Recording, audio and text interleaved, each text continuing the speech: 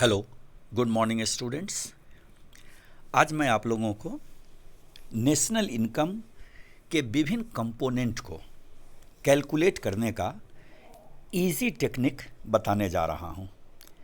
यदि आपने इसे समझ लिया तो नेशनल इनकम कैलकुलेशन का कोई भी क्वेश्चन बड़ी आसानी से आप कर पाएंगे।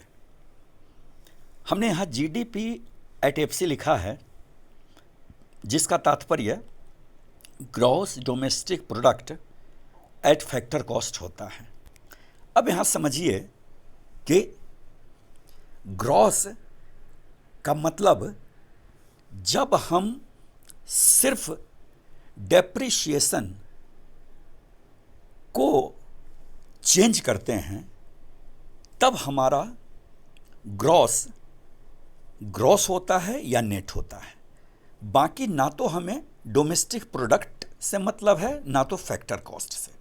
अर्थात यदि हम डेप्रिशिएशन को ऐड कर देते हैं, जो ही हम डेप्रिशिएशन को ऐड करेंगे तो यह वैल्यू हमारा ग्रॉस में निकल कर आएगा, और यदि डेप्रिशिएशन को हम माइनस करते हैं, डिडक्ट कर देते हैं ग्रॉस से, तो हमारा वैल्यू नेट में निकल कर आएगा।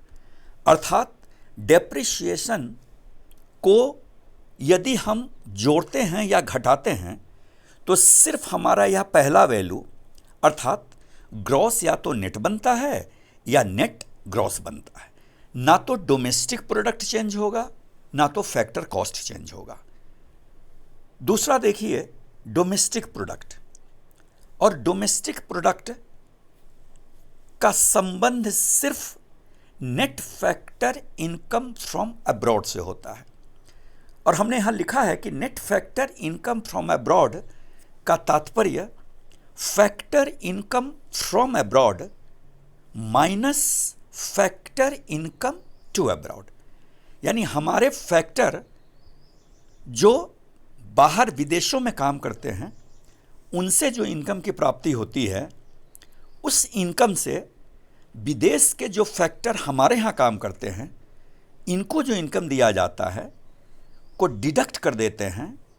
अर्थात फ्रॉम माइनस टू कर देंगे तो हमें प्राप्त हो जाएगा net factor income from abroad. अब net factor income from abroad यदि हम टोटल वैल्यू में यदि प्लस कर देते हैं तो हमारा वैल्यू नेशनल में निकल कर आता है। अर्थात NFIA यदि ऐड हुआ तो हमारा डोमेस्टिक प्रोडक्ट नेशनल प्रोडक्ट बन जाता है।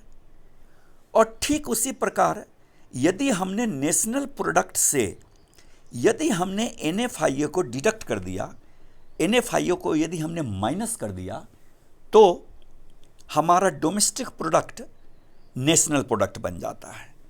अर्थात नेशनल प्रोडक्ट बनाने के लिए हम सिर्फ NFIA को ऐड करते हैं। यदि हमने NFIA को जोड़ा तो नेशनल बनेगा, घटाया तो डोमेस्टिक बनेगा। NFIA को टच करने से ना तो हमारा यह ग्रॉस चेंज होगा ना तो हमारा यह फैक्टर कॉस्ट चेंज होगा। अगर हमने NFIA को टच किया तो सिर्फ और सिर्फ डोमेस्टिक प्रोडक्ट नेशनल प्रोडक्ट बनेगा या नेशनल प्रोडक्ट डोमेस्टिक प्रोडक्ट बनेगा। अब हम आते हैं factor cost per. Factor cost का संबंध नेट इनडायरेक्ट टैक्स और सब्सिडी के डिफरेंस से है। अर्थात यदि हमने वैल्यू का अर्थ नेट इनडायरेक्ट टैक्स को यदि हमने ऐड किया तो हमारा यह वैल्यू एट मार्केट प्राइस पर कैलकुलेट होता है। अर्थात यदि हमने कुल वैल्यू में नेट इनडायरेक्ट टैक्स को यदि हमने जोड़ दिया तो यह जीडीपी एट एमपी कैलकुलेशन निकल कर आएगा। और यदि हमने नेट इनडायरेक्ट टैक्स को डिडक्ट कर दिया तो यह एट फैक्टर कॉस्ट पर निकल कर आएगा, अर्थात जीडीपी एट एफसी। इसका अर्थ कि यदि कोई वैल्यू फैक्टर कॉस्ट पर है,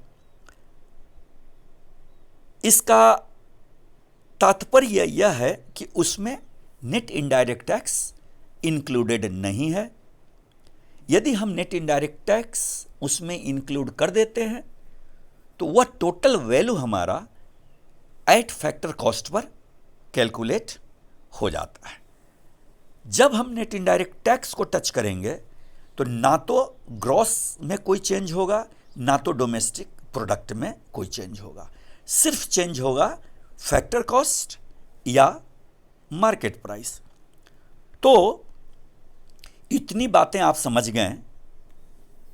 अब सामने अगर हम यह देखते हैं कि जीडीपी एट एफसी, इसका अर्थ कि इस वैल्यू में डेप्रिसिएशन जुड़ा हुआ है, इसमें net factor income from abroad added नहीं है और इसमें नेट इनडायरेक्ट टैक्स एडेड नहीं है।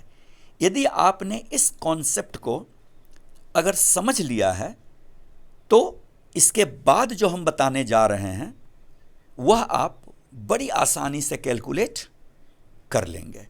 अब इसका आप दूसरा वीडियो देखिए।